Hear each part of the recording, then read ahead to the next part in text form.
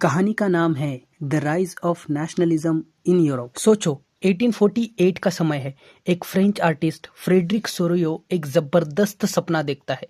एक ऐसी दुनिया जहां सब देश आजाद हो, लोगों का राज हो, राजाओं का नहीं। उसने इस सपने को तस्वीरों में दिखाया। उसने क्या दिखाया? एक लंबी परेड चल रही है, जैसे एक मेला हो। इस परेड में यूरोप और अमेरिका के लोग हैं। आदमी, औरतें, अमीर, गरीब सब एक लाइन में जा रहे हैं, एक मूर्ति स्टैच्यू ऑफ लिबर्टी को सैल्यूट करते हुए। अब लिबर्टी क्या है?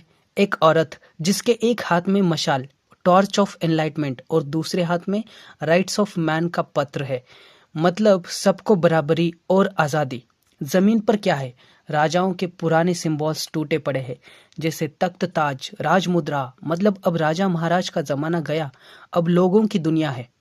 क्या मजेदार बात है, जर्मनी के लोग भी अपना झंडा लेके परेड में है, जबकि उस समय जर्मनी एक देश था ही नहीं, बस लोगों का सपना था कि एक दिन हम सब एक जर्मन नेशन बनाएंगे।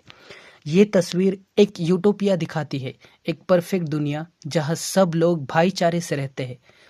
अगला हिस्सा है फ्रेंच रेवोल्यूशन की कहानी, जहां से ये नेशनलिज्म का। आइए इस फ्रेंच रेवोल्यूशन की कहानी को भी समझते हैं। सोचो 1789 का फ्रांस, एकदम खास जगह।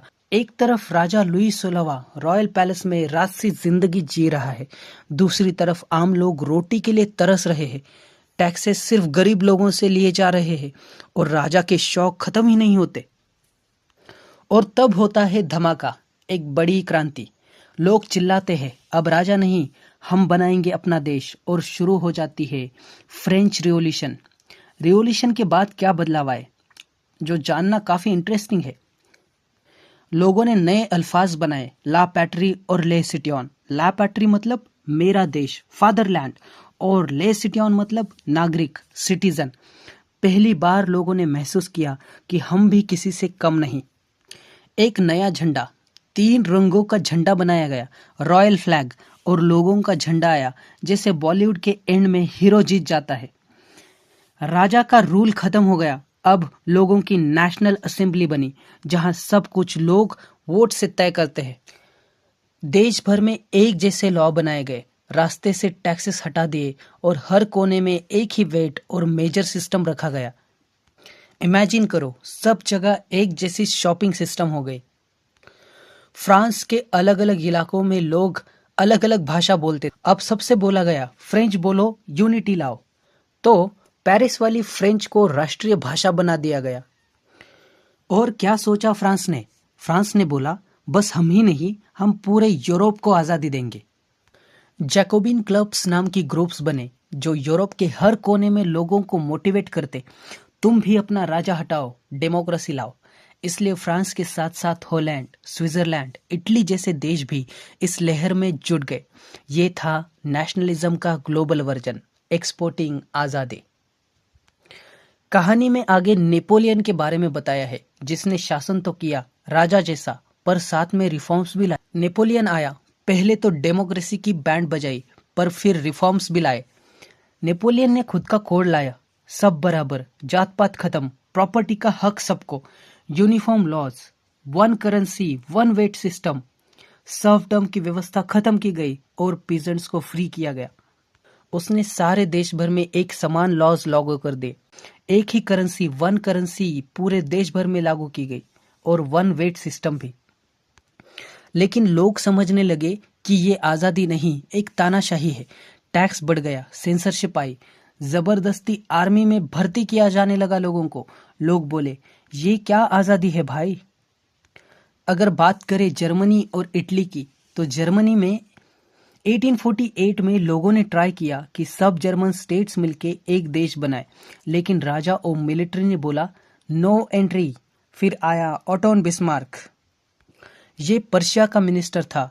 वो बोला जंग से बनेगा देश, अगर देश बनाना है तो वॉर्स लड़ने होंगे। 3 वॉर्स लड़े गए, ऑस्ट्रिया, डेनमार्क, फ्रांस से जीत लिए गए। 1871 पर्शिया का किंग बना जर्मन एम्परर। देश बना पर डेमोक्रेसी नहीं, मिलिट्री रूल लाया गया।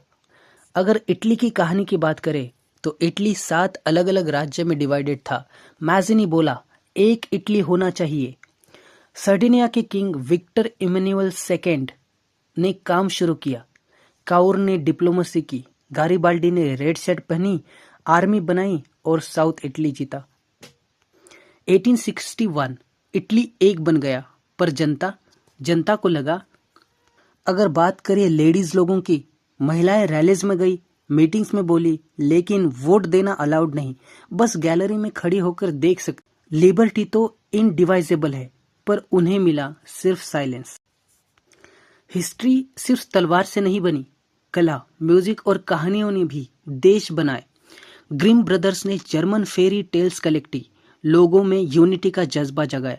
पोलिश लोगों ने रशियन रूल में लैंग्वेज और म्यूजिक के जरिए अपनी पहचान बनाई।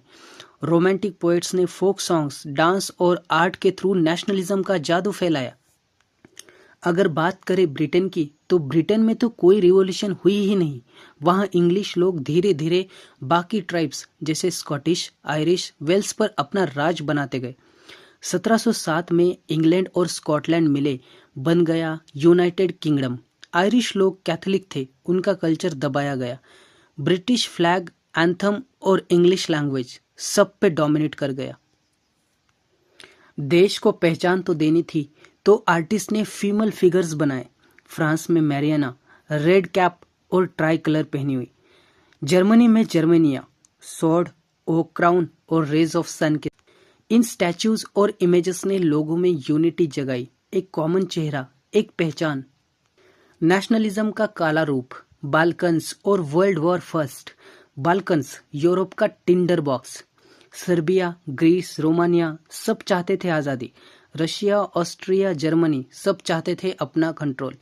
नेशनलिज्म से लड़ाई शुरू हुई और फिर लड़ाई ने पूरी दुनिया को चपेट में ले लिया। World war first. और अंत में नेशनलिज्म एक वक्त पर आज़ादी का सपना था, लेकिन बाद में वो ईगो बन गया। हर देश बोला मेरा देश सबसे बेस्ट, और फिर शुरू हुआ रेस, पावर, लैंड और वॉर का। पर इसी नेशनलिज्म ने आगे चल के एशिया और अफ्रीका को भी कॉलोनियल रूल से मुक्ति का रास्ता दिखाया।